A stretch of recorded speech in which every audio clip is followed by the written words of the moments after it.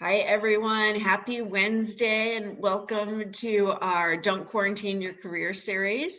Our 4 o'clock Eastern time zone is reserved for MBAs, but you don't have to be an MBA or even just a prospective MBA. I think anyone is going to get something out of this session.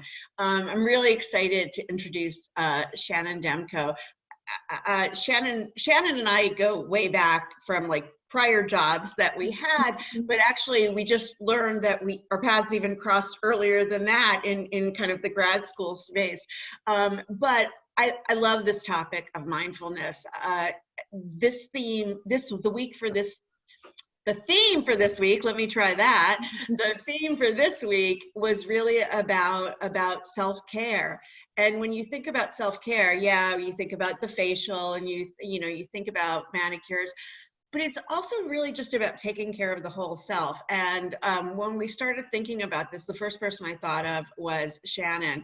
Shannon, I know you have your real job, right, as a coach for Management Leadership for Tomorrow as well. But as the kind of the founder and instructor at the MindfulMBA, you're probably the first person I always think of when I think about kind of being centered and being mindful. So I'm gonna pass the baton to you. I will be off camera but present, so let me know if you need me. And everyone, enjoy Shannon's presentation.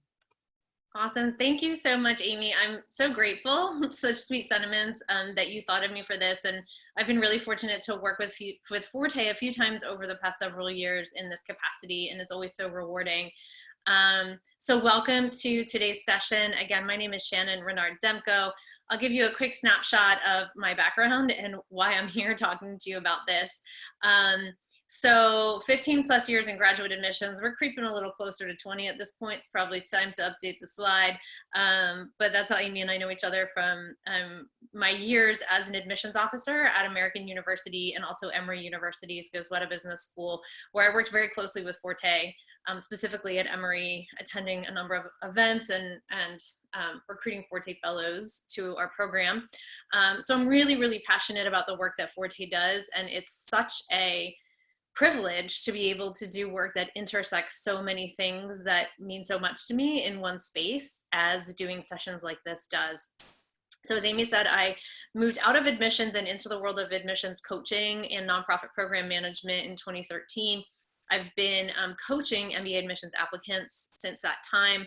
I also serve as a mindfulness coach as well through MindfulMBA, and also a yoga instructor.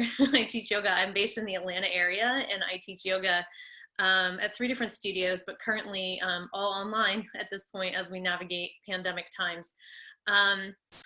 What brings me here today, as Amy alluded, is MindfulMBA. So I founded MindfulMBA about 5 years ago now, which is amazing. And it started as really just a blog, and it still is. I post, as often as I can, updated content there. But there are also recorded guided meditations you can listen to and information about some of the other kinds of work that I do on the site. But it started straight up as a blog because in my coaching work, the people I was working with knew that I had this background in yoga and mindfulness and meditation. I'm a certified mindfulness meditation instructor through the Center for Core Mindfulness at Duke University. And we'd get to like minute 58 of a 60-minute call, and they would say, "Oh, wait, I meant to ask you about mindfulness." And I'd be like, "Well, I could talk to you for another 58 minutes about that."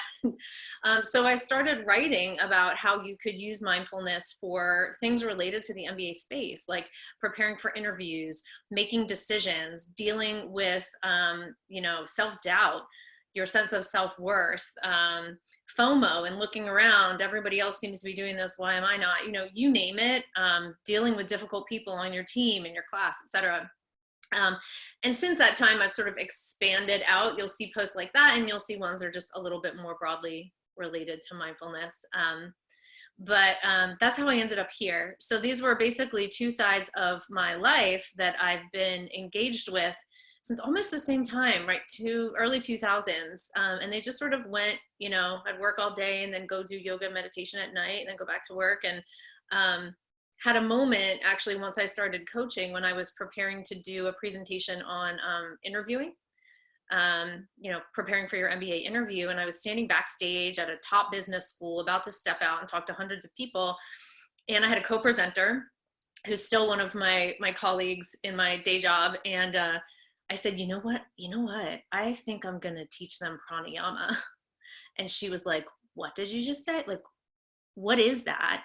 And why would you change our presentation right now? Like, they're introducing us right now. And I was like, trust me. And to her credit, I don't know if she meant to trust me or if she just like didn't know what to say, but we walked out on the stage. And all it means that I did, we did our presentation as planned, but at a certain point, I spent a few minutes teaching just deep breathing to the candidates who were out there thinking about their MBA interviews. And it was like a light bulb went off for me of like, this is what I want to do. I want to bring this stuff into this space and a little bit of this space into that space. And that's how MindfulMBA was eventually born. Not overnight, but it happened. So enough about me. Let's talk about mindfulness. I do want to say, as we move through the session, I talk a lot. I have a lot to say. I've studied this subject for years now and really passionate about it. If you have questions, comments, feedback, add-ons, anything you want to share, please drop it in the chat. And I'm happy to recognize your questions. You can also save them until the end. If you have something you'd really love to say, please say, hey, Shannon, can I share? And I'll call you out and you can unmute yourself and share. Zoom is really weird where it's hard to be conversational sometimes. And if we were all together, I'd be really kind of encouraging that a bit more, but please let me know. So mindfulness, I'm curious from, those of you on the call, I'm assuming, you self-selected for this, webinar today. So you probably have some experience with mindfulness, but maybe you don't. Maybe you've just kind of heard about it and you want to check it out. Either way, it's all good. Feel free to raise your hand if you know how to do that in Zoom, and just let me know if you have any experience working with mindfulness or meditation in the past. Yeah, hands are raising. Love it. Love it, y'all. The great thing about this subject is that there's always more, right? There's always more to learn because really you're just learning about yourself. Thank you all for being so responsive. That's awesome. What mindfulness means in the modern context is, sort of was defined by Jon Kabat-Zinn. And this is his definition here. And I really like it because I think it kind of flies in the face of what a lot of people think mindfulness is going to be.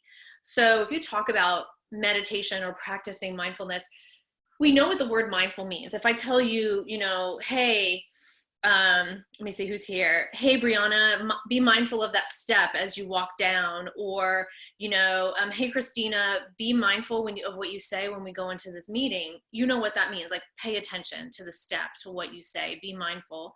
But then we think about mindfulness and meditation, and for some reason we think that means checking out and kind of leaving reality, leaving our physical senses. And truly, that's not actually what mindfulness is. There are types of meditation and other practices that may be a little more about kind of emptying your brain and checking out, but not this one.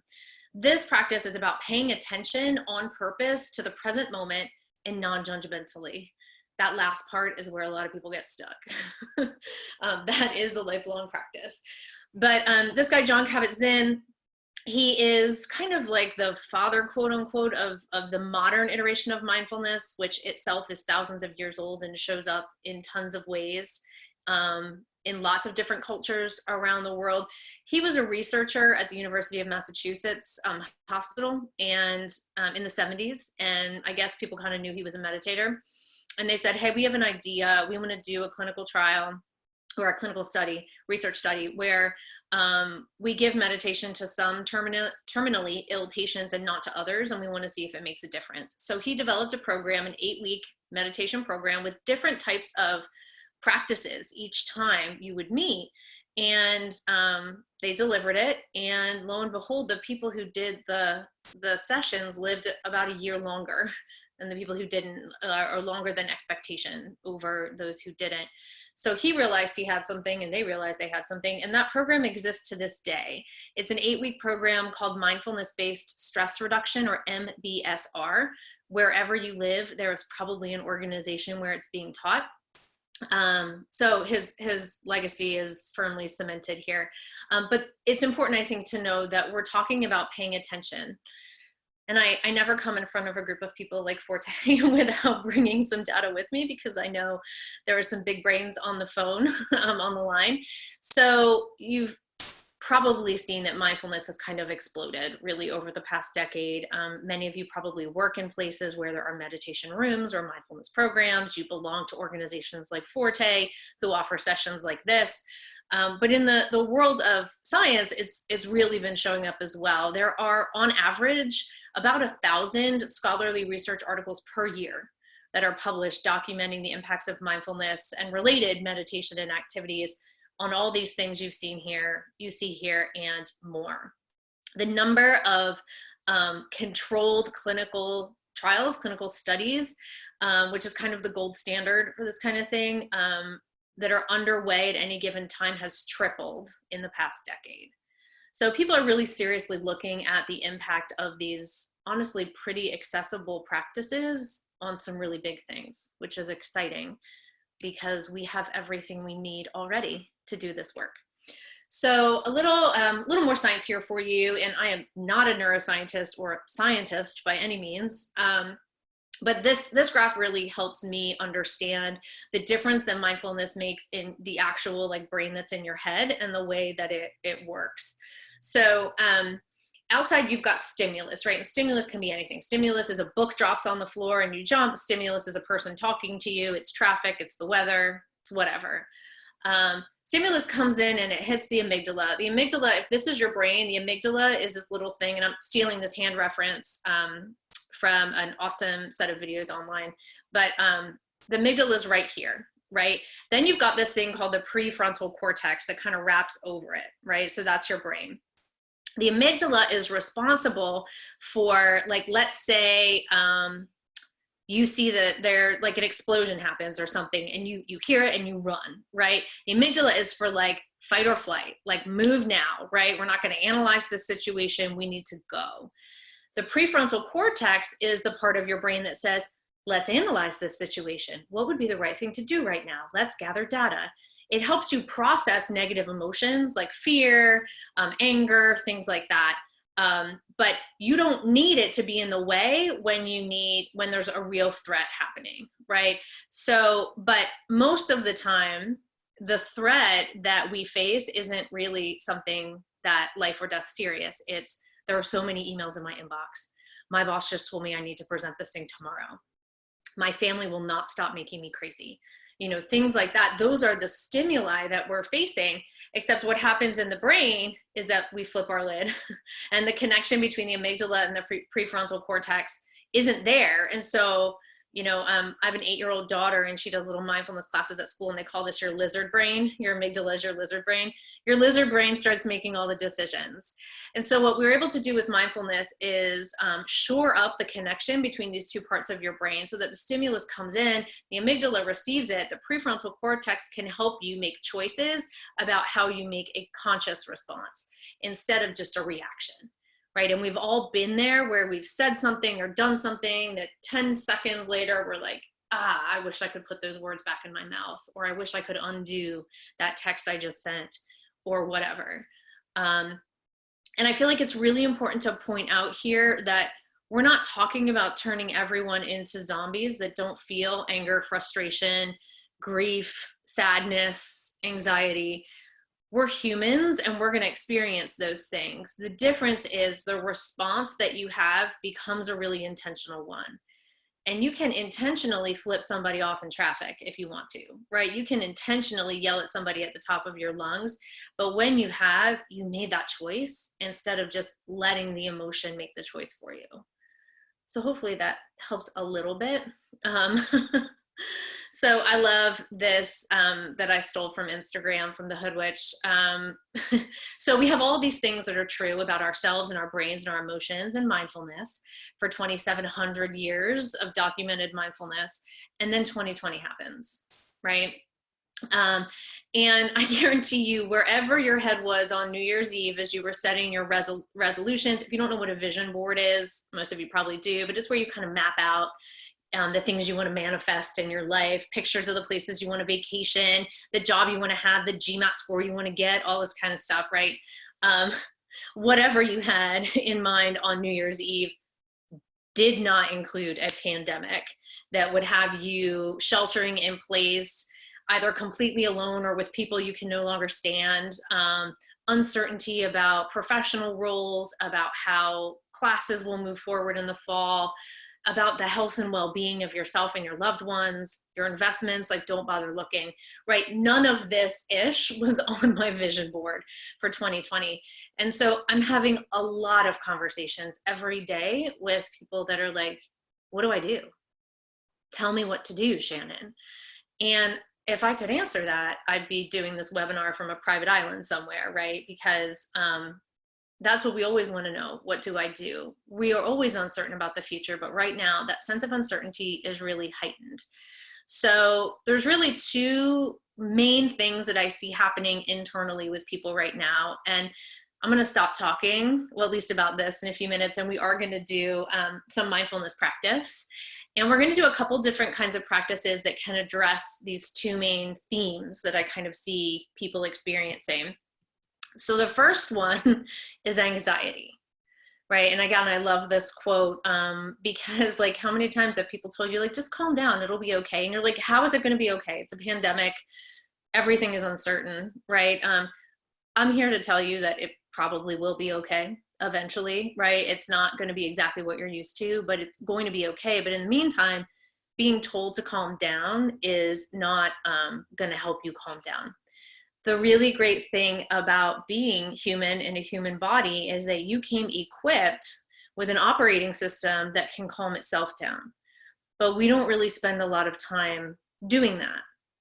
We're not really rewarded for doing that. We are rewarded for staying hyper busy, hyper responsive, always thinking about possible scenarios and strategizing and responding again. And, you know, we're not rewarded for calming down. It's nice to have a cool head. You know, you think about that as a leadership strategy, but most of the time we're rewarded for being on, not for being calm. But we need to calm down. So a little more science real quick before we breathe together a little bit. You've probably all heard of fight, flight, or freeze, the response system that I alluded to a few moments ago, that's designed to help you to protect yourself from threats, like real physical threats. So you have this beautiful system in your body that if you're being chased by a wild animal, it can help you try to outrun that animal. It can help you climb a tree really fast to get away from that animal. You can do physical things that you can't do nearly as well or nearly as efficiently when your body is not in fight, flight, or freeze. What your body is not doing while you are outrunning a tiger is metabolizing food, taking care of your fertility, your immune system, not really important in that moment. Right? All the things that don't really matter in that split second kind of take a back seat. And that's okay for a few minutes. Typically, when your ancestors and mine were running from a threat, they could see when that threat has passed and their body would shift out of fight, flight, or freeze into rest and digest. And these two, the systems we're talking about here are your sympathetic nervous system, fight, flight, or freeze, and your parasympathetic nervous system, rest and digest. Rest and digest is normal times for your body. You're metabolizing again, digesting that food. You can be at rest. Your respiration is back to normal. Your blood circulating at a normal rate. You can work with fertility, and your immune system comes back online. But when the threats are in your inbox, or on your calendar, and they kind of repeat themselves, right? You get all those emails answered. What's going to happen to your inbox? People are going to respond to your emails. You're going to have more emails. We don't really get a break. So we have to give it to ourselves. We have to use that part of our operating system that's there for when the threat goes away and tell it that the threat has gone away. And we can do that with our breath. So one of the differences between fight, flight, or freeze and rest and digest is respiration. You breathe shorter when you're panicked because you need to get the air in and get the air out, right? Your body needs that oxygen, needs to convert its carbon dioxide and get it out. When you're resting, you breathe slower, you breathe deeper, because your heart rate is at normal, etc. And so what we do is take our breath and put it in that space. And that sends a message to our bodies, to our minds, that we are safe.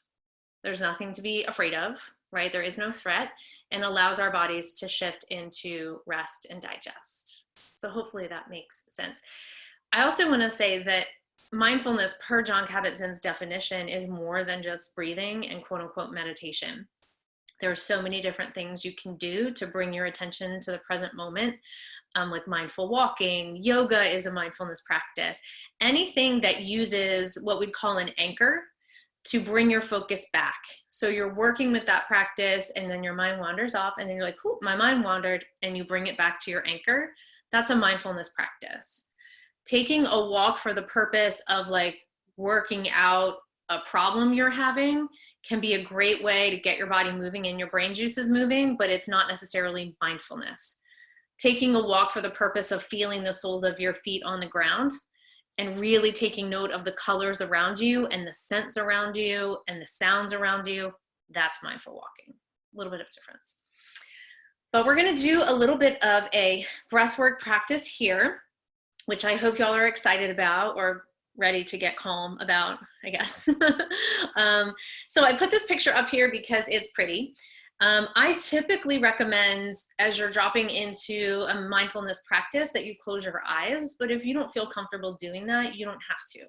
You can stare at any space, any little part of your space where you are, and make that kind of a soft focal point for you, or you can enjoy this beautiful beach picture here.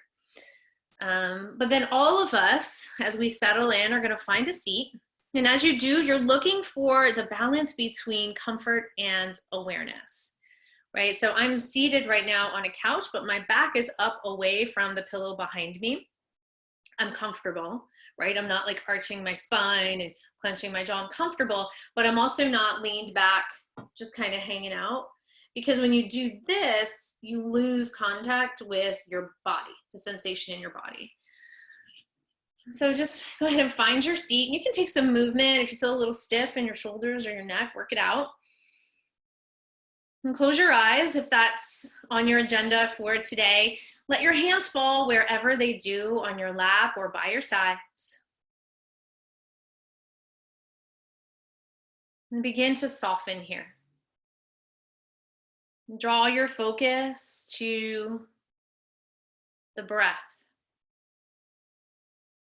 Begin observing how it actually feels to bring air in, to allow that air to travel down into your lungs, and then to allow that air to move out.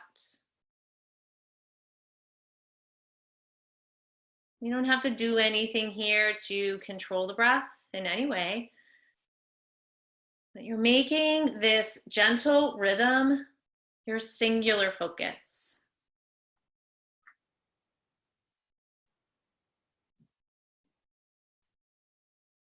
You may begin to notice where in your body, in your lungs, in your chest, that inhale seems to reverse its journey and become an exhale. And just noting here if that space is maybe in your upper chest, the middle, or all the way down at the base of your ribs. And as you observe this, if you like, you can begin to deepen your breath. As you locate more space within you, allow yourself to use that space.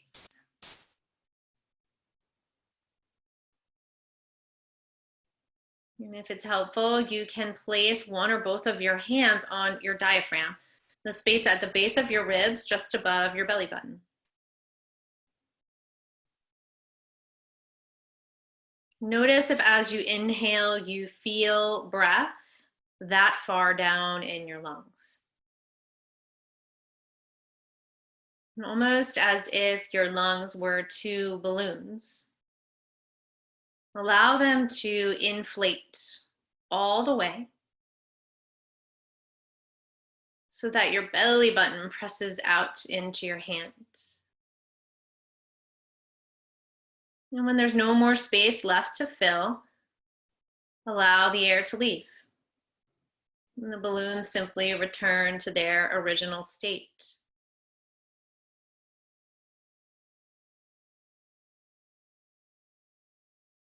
As you inhale, you can envision those balloons any color you like, filling all the way up in your chest. Never too full, no such thing. Your ribs easily expand open to accommodate them.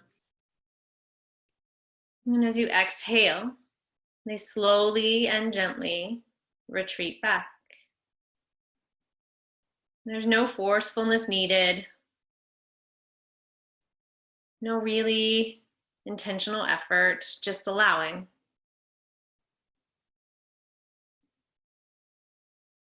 You may begin to notice as the breath cycles in and out, the little moment at the top of your inhale, when those balloons are all the way full and the air just stays, moving neither in nor out for a split second. And then as you exhale, it gently releases out. And as that air moves out, emptying out those balloons, those lungs of yours all the way, there's a moment at the bottom of that exhale of total stillness, a pause, before you breathe in, expanding and opening, welcoming that breath in once again.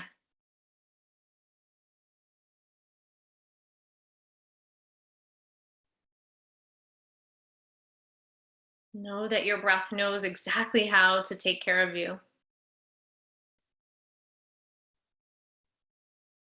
If there's space for air to come in, you can allow that to happen.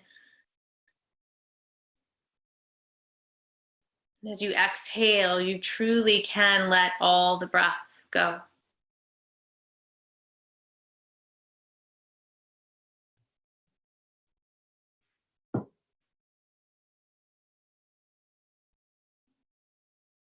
Allow this cycle to continue to repeat. Allow the depth of these breaths to become second nature as your body now knows how truly open it can be. And it continues here as you bring your intentional focus down towards the soles of your feet. And trust that your breath will continue to move as you feel the soles of your feet grounded into the floor, the earth. Maybe they're lifted up and you feel the air on the soles of your feet. Take a moment to spread your toes out wide here and see if you can notice different sensation in different toes on different feet.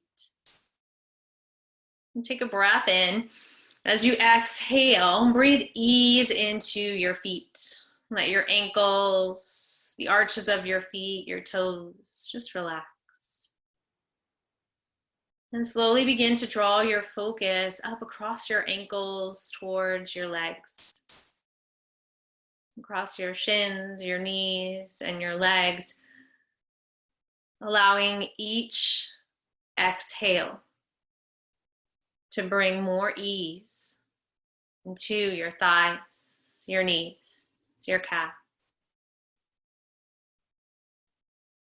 And allow this wave of relaxation to move up across your hips, the sides of your torso, revisiting again the center of your chest where breath continues to move in and out, and all the way up towards your collarbones. And with your next exhale, feel your whole torso sinking down, finding release. No holding, no clenching, simply being. You'll inhale here nice and full, and as you exhale, from the tips of your collarbones down your biceps, your elbows, your forearms, your wrists, and each and every one of your fingers, relax. Allowing your breath to move in as if you're dusting off cobwebs, clearing out space, bringing in light. And as you exhale, you drop into that space easily, without thought. That wave of relaxation now once again near your collarbones, driving up your throat to your chin, your jaw, your tongue in your mouth, your cheeks, and the space right between your eyebrows. With your next exhale, open all that space up. Let your jaw relax. Let the air move in and out of your nose. And feel a sense of groundedness, steadiness, but also lightness and ease through your body as a whole.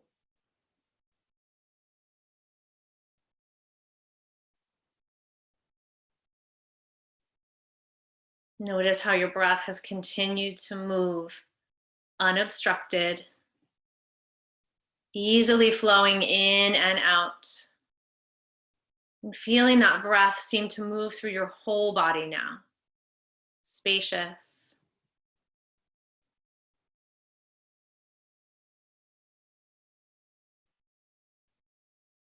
And draw your focus now down towards your hands wherever they are. Notice if you feel any fabric, maybe skin, if they lay on top of each other. Do you feel warmth or coolness here? What do you notice about your hands? And if it's possible, as they're positioned, slowly begin to press each finger one at a time to the thumb on its same hand. Just moving down across your hand, and pinky to thumb, and you can rotate back through from your pinky across your hand as often as you like, using this sensory connection to really bring you back into your body and bring your body back into the room. And if you're ready to take any additional movement in your arms, your shoulders, your legs, you can start to do that. Keep your eyes closed if you like. And just come into sensation here. And then finally, as you're ready, you can slowly begin to open your eyes. Find a spot in front of you on the floor, maybe on your lap, and focus on that spot for a moment. And then begin to expand your awareness in little circles farther and farther out from that spot. Coming back into the room, back into your space. You can allow your breath to return to normal if it hasn't done that already. And take any additional movement you'd like to take. And notice if there are any places in your body where maybe you stashed some of that energy. We tend to do that, right? As we relieve one place, we move the energy somewhere else. And know that that's totally okay. And no matter what this practice may have held for you, it was perfect. You showed up, you did the work. And that means you did the mindfulness. You can take another moment or two to kind of reintegrate yourself, make your way back in. If anyone has comments or questions, feel free to drop them in the chat. Sometimes it takes a minute or two before you're ready to like make words again. So I understand that as well. I just want to give a little space for a moment before we move on to other things. Make sure you stretch it out, maybe grab some water. That's what I'm gonna do. Brianna just asked how long the meditation was. Looks like it was, I'm gonna say it was about 10 minutes, maybe 12. Yeah, and I did a lot of talking in it. Yeah, it felt so much longer. I'll speak to that point in a second, Brianna, because I think that's a really great point. So I did do a lot of talking in that meditation because, you know, there may be many folks on the call who've never done this before, and extra guidance, I think, is is nice when you're first starting out, but you may go to a guided meditation or listen to one online where there are several minutes of silence. And that is challenging sometimes. So if you go somewhere after this and try it again, you may think, wow, Shannon talked a lot and this person isn't talking at all. And holding space is an important part of teaching mindfulness, especially to experienced practitioners. Carmen, thank you for that comment.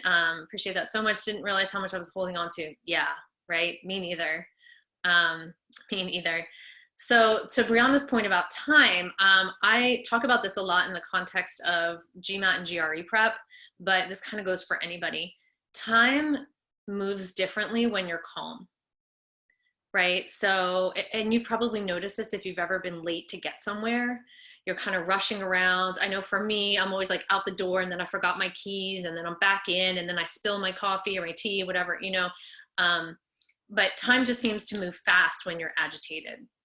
When you calm down and really just focus in one place, time goes slowly. I often do an exercise similar to this, and I leave 2 minutes of silence towards the end, and I ask people, how long do you think the silence was? And they're like, 10 minutes, 15 minutes? And I'm like, no, 2 minutes, which is give or take about the amount of time most test prep tutors suggest you use per question, right?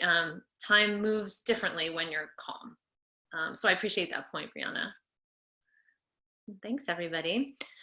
So I want to share quickly, we won't actually practice this. I'm just going to kind of tell you more about a second type of exercise that you can do that can help with anxiety especially, and it's called grounding.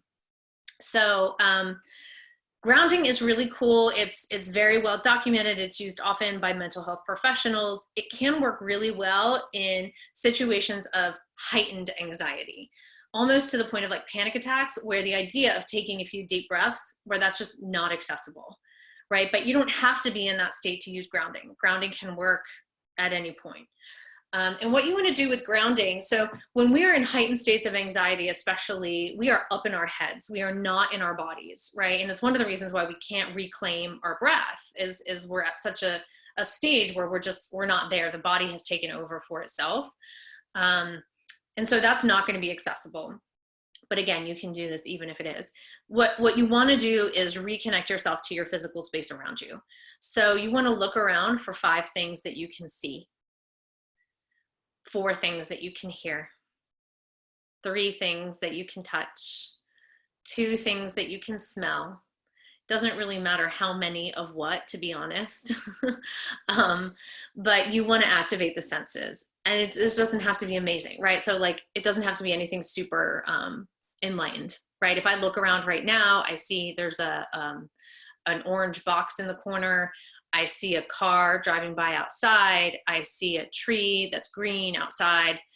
You can do this at your desk and see a pen and a stapler and your phone or whatever, right? Then you want to activate, okay, what do I hear? What do I smell? And you're just coming back into your body.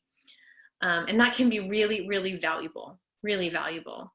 The other thing to do, even perhaps more accessible than that type of exercise, is literally put your feet on the ground. So that type of energy, that movement is very stabilizing for your energy as a human. So you can do it with shoes on, you can do it with socks on. In a perfect world, you would run barefoot outside. That's the best way to get access to that energy. And we all know how that feels, right? You take off your shoes, you walk on the beach, you walk in the grass. You know, it's just nice to kind of wiggle your toes out there, but you're also connecting with that really, you know, honestly, like Mother Earth type energy, right? That sort of nurturing, grounding energy that's always there for you.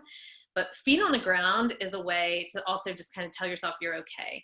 You can also, if you're attempting to meditate or anything like that, turn your hands down on your lap. And that's going to literally do what it looks like I'm doing. Take the energy, bring it in, and bring it down. Everything comes down. We're grounding. So hopefully that makes sense. So what's really cool about mindfulness, though, is that we have this feature in our operating system, as I keep saying, where we can calm ourselves down when we need to. And more often than not, that's what we're trying to do, especially these days. But there's a second reaction that I think I've certainly been hearing about, experiencing. You may have been as well. And this is exhaustion, right? That sense of malaise, of like, I just can't even, right? Like Hermit says here.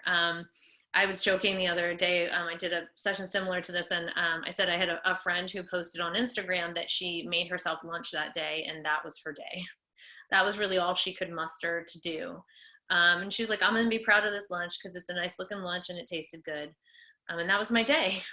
And we're all having days like that now and then, right? We're like, I don't know why, I just can't even today. There are lots of reasons for this. They can range from you're actually tired and you've been tired for a long time and now it's finally catching up with your body.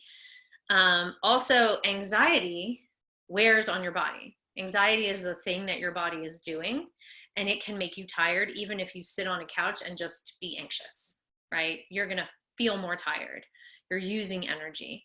And at a deeper level, it's possible that the uncertainty that's going on right now, that any changes that may be happening in your family, in your finances, in your career, in your life, in your neighborhood, are triggering you and taking you, kind of triggering other, I'll say kind of unrelated traumas or other issues that may be popping up, and that can be exhausting as well. So I know today's programming with Forté has really focused on self-care, and I told Amy at the top of the call, like, I'm going to go back and listen to all of those because we all need this right now. We need to nurture ourselves and take care of ourselves. But there comes a moment where we're like, you know what? I want to get dressed today. I want to take a walk outside. I want to feel like myself again.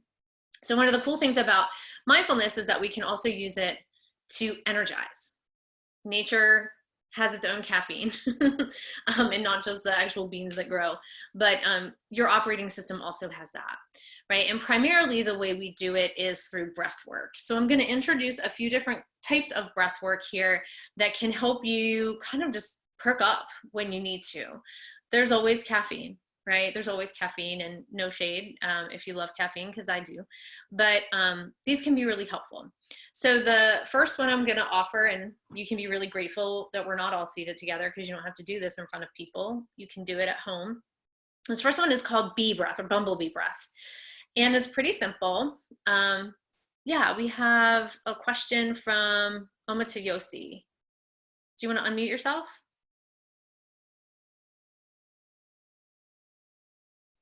No? Well, feel free I think Janelle might be able to unmute. Oh, okay, perfect. Or you can drop it in the chat.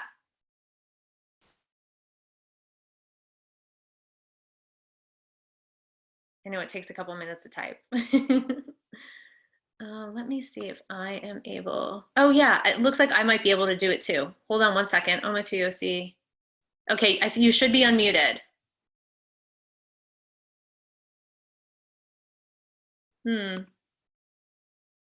It's not actually letting me do it. If you don't mind typing your question in the chat, Omatoyosi, I'm happy to answer it. I would love to, actually, if that's accessible to you. If not, we'll try the unmuting thing once more. So bumblebee breath. So this is really simple. All you need to do is be able to inhale and be able to exhale. When you exhale, you're going to seal your lips so that your exhale creates the buzzing sound like a bee. So it looks like this. We inhale and then exhale.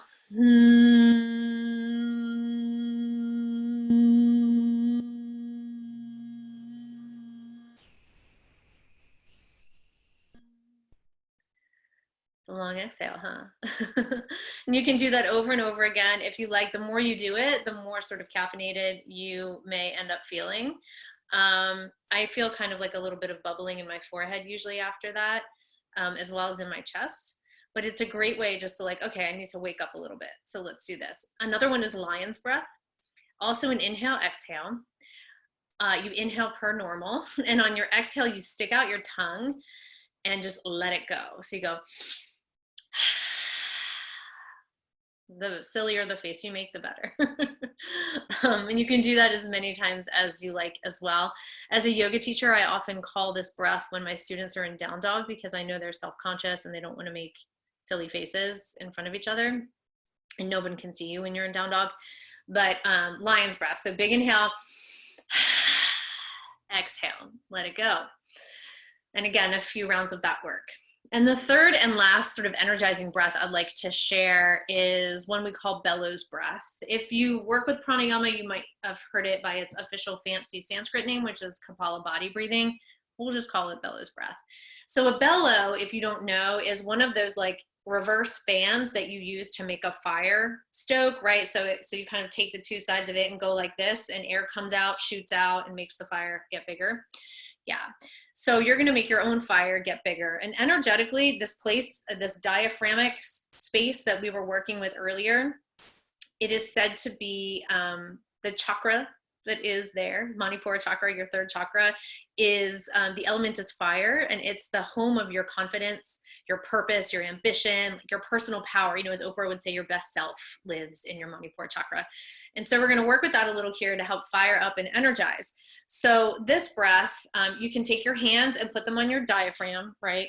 And I'll show you where that is, since, you know, so you can't really see my dress, but it's kind of right here, right below my rib cage and above my belly button. And this may be a little bit different than anything you've ever done. So trust that your body can take care of you here. If you have allergies or anything right now, grab some tissues. What we're going to do is force the exhale, really fast, rapid exhaling. Trust your body that when you rapidly exhale, the next thing it's going to do is inhale, right? But we're going to do it really fast. So I'm going to do this one time. I'll do it one time first, and then I'll do a little more. And you can try it once too to see how you feel. So take a breath in and just let the breath go. And then you inhale and push the exhale out of your nose. Lips are sealed. Exhale comes out of your nose. And you'll notice if you do that just once, immediately inhale happens after it. And so what you do typically in a sequence of these is you do that 30 times in a row. I'm not going to do 30. I'm going to do 10 just to show you what the rhythm looks like as you do it. So I'm going to take a regular breath in and a regular breath out. And I'm going to do 10.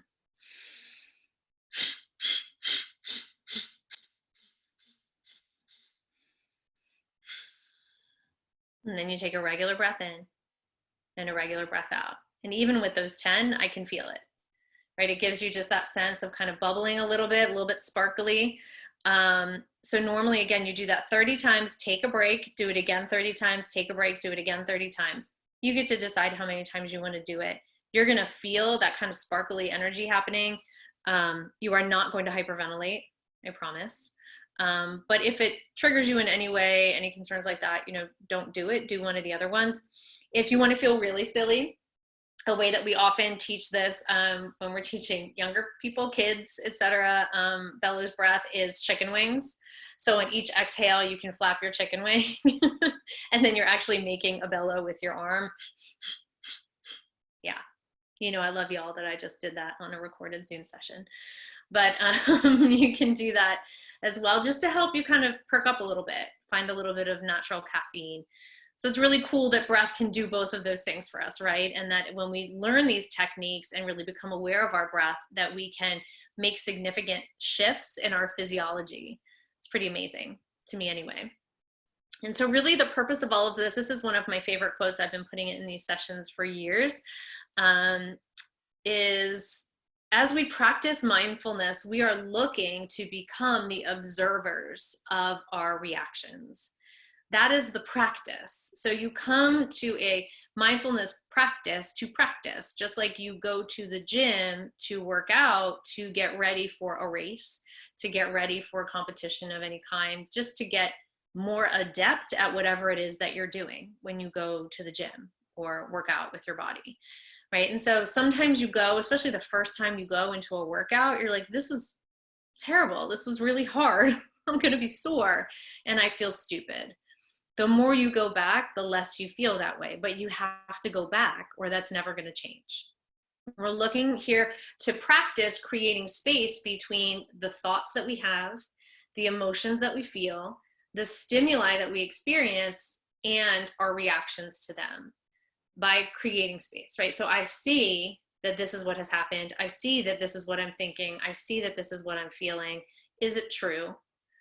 How do I intentionally want to respond? And that being able to make those choices, that's your liberation, right? That's what takes you away from being beholden to old thoughts, old thought patterns, old behavior patterns, the sort of unconscious way of living where you just sort of like keep repeating the same things over and over again. You know, we've all been there where we're like, man, I keep ending up in this kind of a relationship. I keep ending up in this kind of a job. Every school that I've gone to, this is what's happened there. There's one common variable in those situations, right? It's you. So let's figure out what that's about. Let's create some space between all these different stimuli and your responses to them so that you can look at those responses and see where there may be space to respond differently or not, right? It's your choice. You want to have a diversified strategy. I can't say this enough. Mindfulness is amazing. It can be life-changing, but there are lots of things you can be doing to take care of yourself and to support you in your mindfulness practice. They all work together. Perhaps most importantly, towards the end, I mentioned professional guidance. So without taking up too much more time, because I do want to answer any questions, here's my analogy about mindfulness. Mindfulness brings you to yourself. When you're going to sit with yourself and you're going to notice your thought patterns, your emotional patterns, etc. The breathing and all that stuff is going to help you feel more calm in the moment. And over time, continuing the practice will strengthen those bonds in your brain and start to actually shift the shape of your brain, the physical nature of your brain in a good way. Every now and then, we find as we work with mindfulness that challenging things come up, right? And so my analogy is, I want you to think about that like drawer or closet or room or whatever you have in your house where you just like stick things that you don't really know where they go. For me, it's a drawer in my kitchen, and I'm pretty close to not being able to open it anymore if I don't deal with it. But usually when you open that drawer, the stuff that's in the front is like stuff that you know what it is. You put it in there pretty recently. Yeah, you get it. The farther back you go, the less likely you are to recognize things, remember where they came from, or really even remember that they were in there. Oh, thank you, Malvika. Great to see you.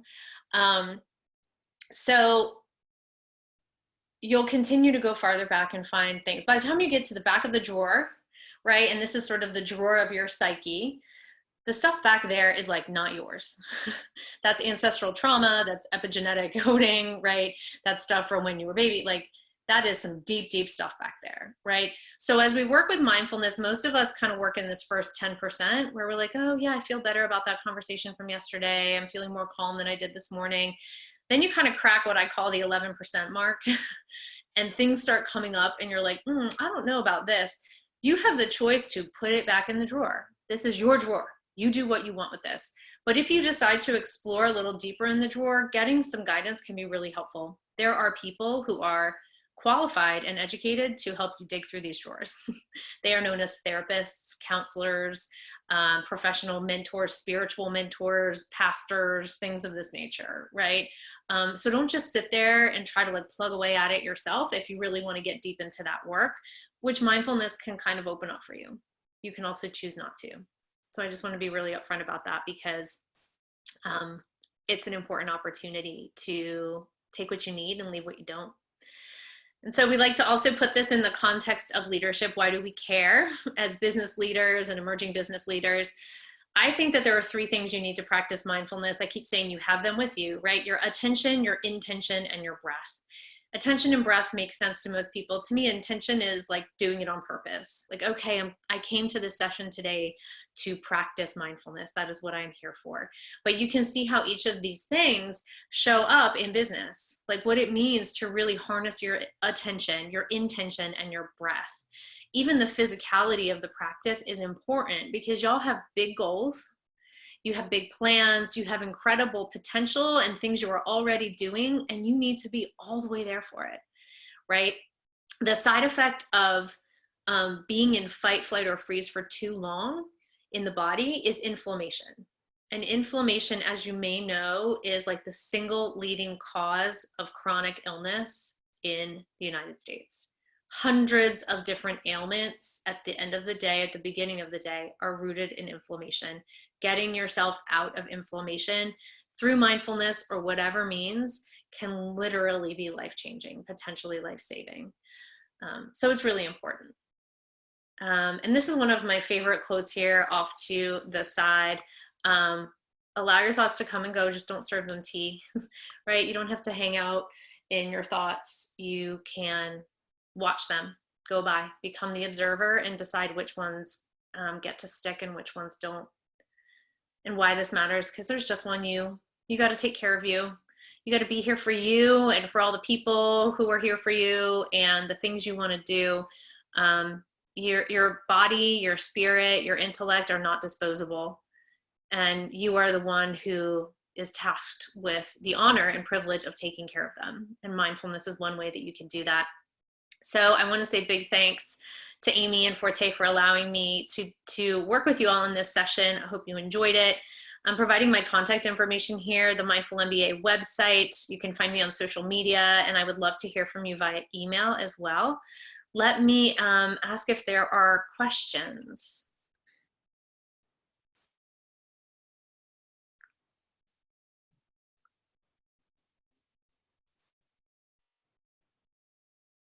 Shannon, I'm not sure if there are questions, but we're getting a lot of thank yous. Oh, good. I think, and can I add mine to that? I found that like just really just re-energizing in so many ways.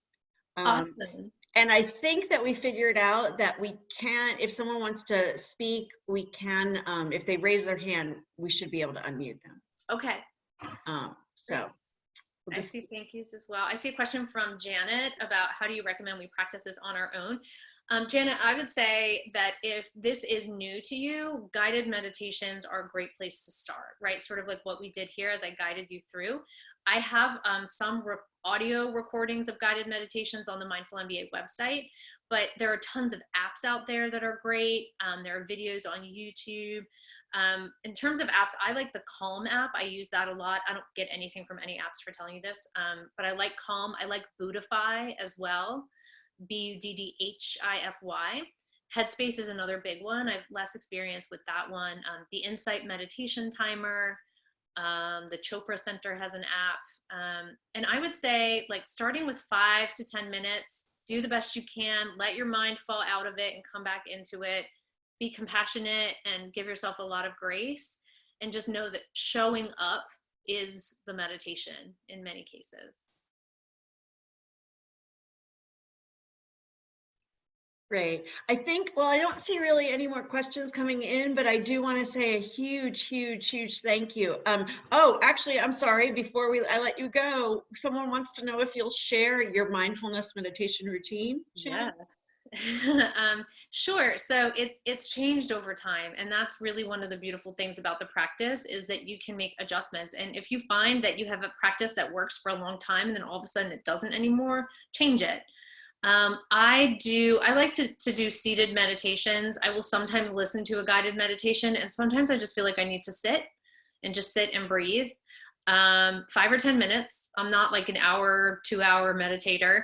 I like to journal after I meditate, and by journal, I mean like scribble on paper, right? I don't write lengthy. It doesn't have to be beautiful prose, just pictures, ideas, like whatever sort of comes out, because mindfulness really kind of gets you out of your own way intellectually and creatively as well. I'm also a yogi. I practice yoga every day.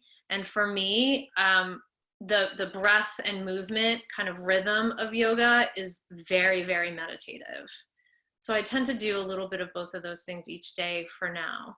Where I've had to make adjustments have been where I do the practice. I don't get to say like every morning I get up and do meditation because I have a young child and that just doesn't always happen, right? So I have to decide when I'm going to do it, close a door, sit down and do it. And even that 5 minutes can make a huge difference. Awesome. Well, we really are out of time now, Shannon, but thank you so much for sharing your expertise and your wisdom, and thank you for sharing your contact information. Most importantly, I'm sure you'll be getting a lot of follow-up questions. That sounds great. Enjoy the rest of your day, everyone. Thanks so much, Amy. Thanks, everybody. Bye.